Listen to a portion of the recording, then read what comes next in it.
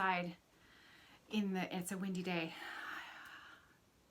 It is our very last full day here at the cottage, Saturday, August 24th. And so this is going to be my very last cottage diary update. And it's going to be brief because we have some exciting stuff going on outside. There's a sailboat outside, and I wish you were here to watch this with me. I truly wish you were here to watch this with me because it's better than TV. It is better than putting a movie on and watching it because I can't stop. It's like the biggest drama that's going on right outside. I've shown you some,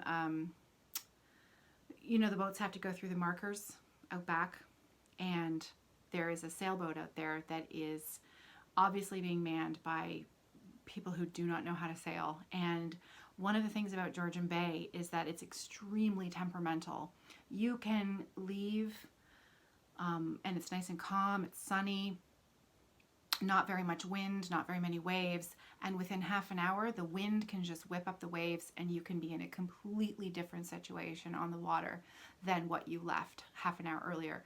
And so it's really important that you check the weather forecasts, that you know what's going on, and that you know what you're doing if you're going to be out there on the water in a craft. This is a large sailboat, I mean really big, and they were floundering out there trying to get through the markers because at one point you have to navigate through 2 small islands. It's quite narrow, and I am going to say that 90% of the sailboats that go through there take their sail, they turn the motor on and they motor through it instead of trying to actually sail through it properly. Very few people are skilled enough to sail their boats properly through it. Lots of pleasure sailors up around here. Do you know what I mean? People who buy boats and love to sail, but they do it on the weekends. It's not really a passion, because sailing is a sport, and it's very difficult, to do really well. I am not a sailor, so I know not of what I speak. However, I know it's hard. My husband has done some sailing, but I can tell you, the people sailing this boat do not know what they're doing, and it's a dangerous situation out there. And my husband was going out in my father-in-law's boat. He has what looks like a small tugboat, almost type boat. So John was out there, and he was trying to help. He got their cell phone number, and he was trying to help them navigate. Apparently, these people do not have a motor on this massive sailboat. I've got a little bit of footage that I'm going to put in right here to show you.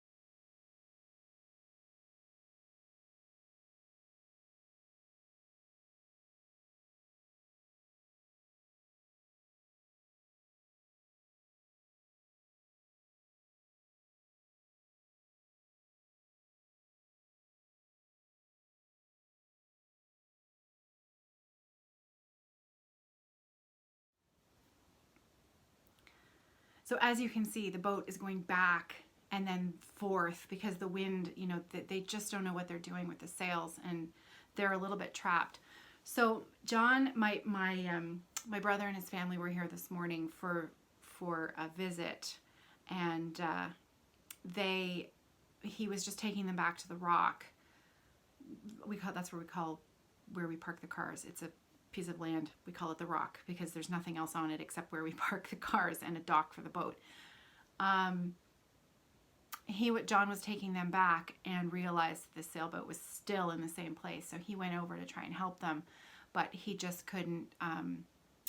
Steve and Kathy had to get going, and the waves are starting to get bigger. So he had to get them over, because another part of this story is that one of the reasons my brother and Kathy came was that we're giving them an extra fridge that we had here. It's an extra propane fridge. And so they've got a propane fridge on that tugboat trying to get it over to the Rock, and the wind is starting to pick up. So they have to get that fridge off the boat. So if I'm correct in reading what John is doing, he's left the sailboat to zip over to the mainland, drop off my family and the fridge, and then I have a funny feeling he's going to come back and finish trying to help these guys figure out how to get safely where they're going. It is these kinds of things happen every once in a while up here, and everybody's safe. You could tell the people on board. We zoomed in with the camera that has a lens on it. Everybody's wearing life jackets. Everybody's safe, but there seems to be a small dinghy off the back of their boat. So I would think that if things got dangerous, hopefully they would do the smart thing and hop on over to the small boat that's got a little engine on it and get themselves to safety. But I will keep you updated on the situation, and maybe John will have a little bit more information for us when he finally returns. So other than that, I just have a couple of little crafty things to share with you, only because I want a record for myself that I actually did something. I was super tired last night. I didn't put a single solitary stitch into my Quaker Diamonds after I recorded the Stitch With Me video, but I did knit 4 more rows on Sarah's Afghan. Because the rows are so long, it doesn't really look like I did anything. You can't really tell. However, if I don't put those rows in, the blanket will never grow. So it's a cabled Afghan. It's called the Talon Throw, and I'm absolutely loving this pattern. So that's the one thing. I did 4 rows on that. And the other wrap that I've been talking about that I haven't shown you yet, this is a free pattern put out by Espace Tricot, and I probably will not remember to put a link to this today. So if you're really interested in this pattern, it's called the European Road Trip Shawl, and you can find it on Ravelry. I'm pretty sure there's like a million projects, and it's a free pattern on Espace Tricot's website, I believe. And it is just a very simple stockinette asymmetrical wrap. Mine is curling. I think they all do, because there's that slip stitch, and it's, it's stockinette, it's going to roll. But I think that is what I want it to do, because, when it's done, it's so light and airy, and it's in my favorite color, right? So it's just going to be, one of those things, like a long, beautiful scarf that you just wear. This is Holst garn that I'm using. It is the Coast, which is 55% lamb's wool, 45% cotton blend, and it's a beautiful. I can never remember how to pronounce that. That's the name of it. Burgoyne. But it's just a beautiful, beautiful color. I love it. As you know, this is my favorite color. So it's going to be, it's the simplest kind of knitting. It's just knits and purls, but it's going to create something that is, for me, going to be heavily wearable. So that's always a good thing to have. So, for a Philosophy video, I'm really sorry there's no stitching today. I'm sorry, but hopefully the exciting news about the sailboat kind of made up for that. So I'm gonna say goodbye here. Feels funny not to share stitching on my very last cottage update here with you, but I will be back tomorrow for Sunday High Tea. I will be recording that video once I get back home.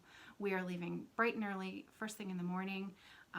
Looking forward to seeing Sarah again and doing all of those things that need to get done before our week can carry on. Number one, shower, really hot shower, nice long hot shower with more than a 5-gallon hot water tank, and laundry and stuff like that. We do laundry here. No one ever asked, but I did mention this last year. We have a washing machine here that we run, with the solar for the solar power and the generator. And then we have a laundry line out back. So we frequently do a quick load on a nice day, nice sunny day. So it's not that we haven't done laundry, but it's nice to be able to do large loads and use the dryer when we have that convenience at our fingertips. So that's it for me. That's it from the cottage for this version of 2019 Cottage Diaries. And I look forward to seeing you tomorrow for Sunday High Tea. A little spoiler alert, there is a new start in my future, and I'm excited to share it with you tomorrow. And that's it. Happy stitching, everybody.